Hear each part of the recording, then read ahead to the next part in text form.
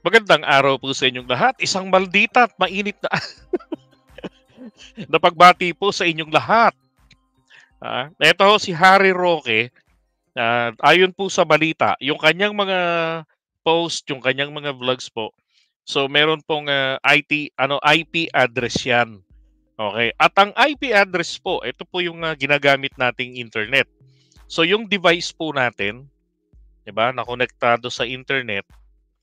Ngayon, pagka tinignan mo sa computer, meron ka makikita diyan na yung tinatawag na IP address. At yan po ay traceable.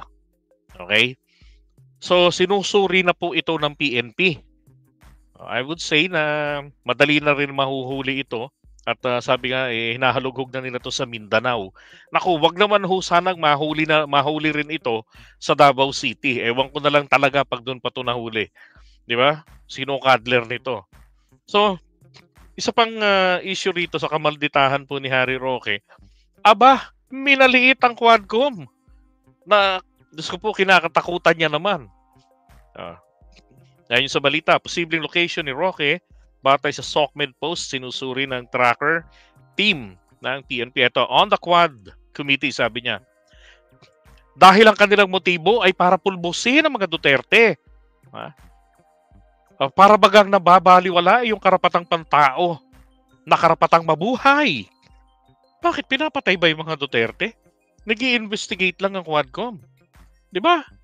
Ano, dahil kung talagang interest nila ay bigyan ng katarungan ng mga biktima ng EG case na ito, dapat hinahayaan nila ang piskalya at ang hukuman ang magdinig ng kaso. Ang tanong, may kaso bang nakasampa Harry Roque? 'Di ba, pre? Sabi mga vlog ni Roque, laging ina-upload ng Bombo Radio. Uy, nako, sa Davao nga nagtatago, di ba? Yari ka ngayon. Sir JDB, sa call center may VPN. Traceable pa din ba ang iPad? Alam nyo, kahit na naka-VPN tayo, pagdating po sa ahensya ng gobyerno, pwede ho nilang i-request yan na ma-decipher yan. Doon sa ibang mga hacker, hindi nila madidetect yan . Okay? Gagamit sila ng mga tools, ganun, hindi nila madidetect. Makikita nila naka-VPN, tapos ang ginamit na IP address nung nasa Mars, 'di ba? O nasa France, ganun. Pero pagka ahensya na po ng gobyerno, then kailangan nilang i-reveal ang katotohanan, nasaan talaga, ano talaga ang IP address. Yun, kaya traceable po 'yan pag gobyerno ang gumalaw. Okay? Pag law enforcement. So, sagot ko rito, wala pang kaso kay Duterte since he mentioned Duterte. Okay, wala pa, magkakaroon pa lang. Pero doon sa ICC, sabi nyo, hayaan na lamang. Bakit hindi nyo hindi harapin ni Digong? 'Di ba, hindi mo himukin si Duterte, harapin ng ICC investigators. Ito pa. Ginawa nilang politika ang pagpapatupad at pagpapataguyod ng karapatang pantao. Isa pang dahilan kung bakit nagpapatuloy ang investigasyon ng Quad sa EJK ay dahil nais nila magamit ang mga nakalap nilang ebidensya para sa ICC investigation. Akala ko ba walang kwenta? Akala ko ba walang patutunguhan? Ikaw mismo, tawag dito, muntik nang, lagi ako nagsisenator dito no? Ito mismo, Harry Roque, binabanggit mo na may nakakalap silang ebidensya. Diba? At paano mong nasabing ito ay para sa ICC na kung hindi ka naniniwala in your evaluation as a lawyer, ay sapat para maging ebidensya nga. And therefore, mga kapatid, naniniwala po si Harry Roque na ang mga ebidensyang nakakalap ng Quadcom ay legit, valid, maaaring gamitin sa hukuman. Okay? At hindi lang po dyan sa ICC.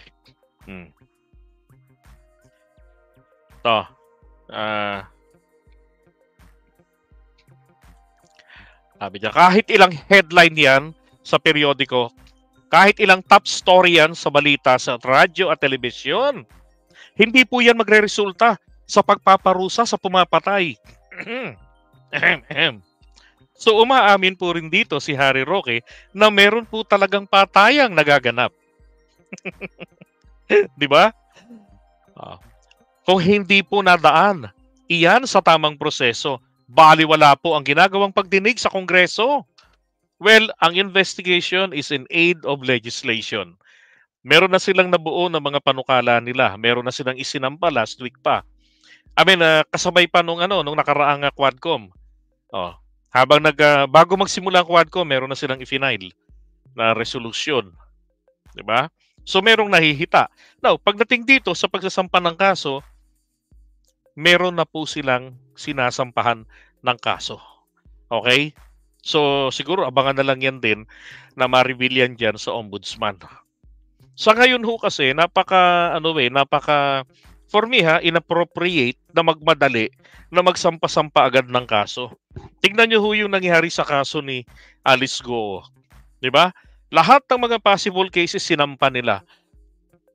'Di ba? So, kung airtight na yung mga kaso na yon, okay sana. Paano kung hindi? 'Di ba? Kasi di ba, Miss Longhair, si Mami Longhair. Naalala ko si Jenorvin palagi Nasa Cavite kami, siya laging kausap Di ba? Now, going back. So, etong sinasabi rito ni Harry Roque, obviously, alam mo, minsan kakadaldalan po ni Harry Roque, to be honest. May may makukuha tayong katotohanan, nire-reveal niya sabi niya, hindi raw magre-resulta sa pagpaparusa sa pumapatay. Oo, pero pag nakarating na sa korte, 'di ba? Ang DOJ papadalhan nila ng kanilang committee report, and then yung kanilang recommendation, sino-sino yung mga dapat kasuhan. At hindi po bago yan. Alam ni Harry Roque yan. He was a former congressman for 2 years. 'Di ba? Ito ba, bali po ang ginagawang pagdinig ng bale, wala po ang ginagawang pagdinig ng Kongreso. 'Di ba? Misleading. Abangan mo, alam mo kung baliwala yan, bakit ka ngayon nagtatago? 'Di ba? Kung baliwala, kung walang bearing, bakit nagtatago si Harry Roque?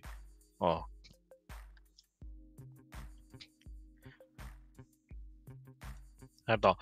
Kaya naman talagang nagkakaroon ng investigasyon sa Quad ay para talagang pulbusin ang mga Duterte at ang kanilang mga kaalyado. At isa na nga ako doon, Asumera. Asumerang palaka ito. 'Di ba? Isa na nga raw siya doon.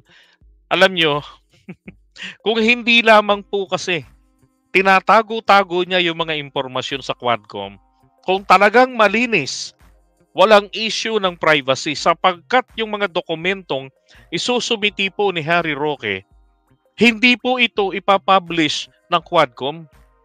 'Di ba? Those will be for their eyes only. Sa mga investigador lang ng Quadcom, sa mga kongresista. 'Di ba? Bawal naman kasi ilabas nila 'yon. For what? 'Di ba?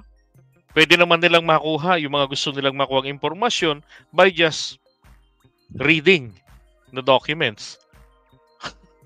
Pero bakit ipinagkakait ni Harry Roque yun matapos niyang ipangako? So he finds that those documents, 'di ba, are incriminating. Bakit magiging incriminating? Ibig sabihin po nito, guilty. 'Di ba? Para maisip mo na, incriminating to sa akin Delikado para sa akin ito. Ibig sabihin, alam mo sa sarili mo, may ginawa kayong mali. Kasi kung malinis yun, na simpleng nagpapaupa lang kayo roon sa property nyo, sa Pogo, walang problema 'Di ba? Pakita mo lang yung pruweba. Ito yung rental proof. 'Di ba? Monthly, nagbabayad sa amin. Ito yung deposito. 'Di ba? Ito yung cash advance. Ito yung mga nakausap ko. okay yung, transaction namin o umalis na sila, may bago na namang pumalit, gano'n lang, eh. 'Di ba, ang daming pa-eklay pa kasi, eh.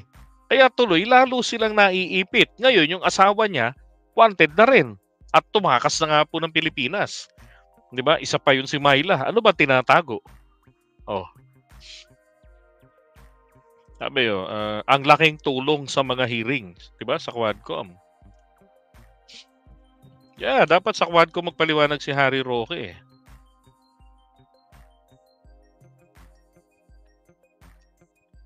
Okay, eto naman pag-usapan natin.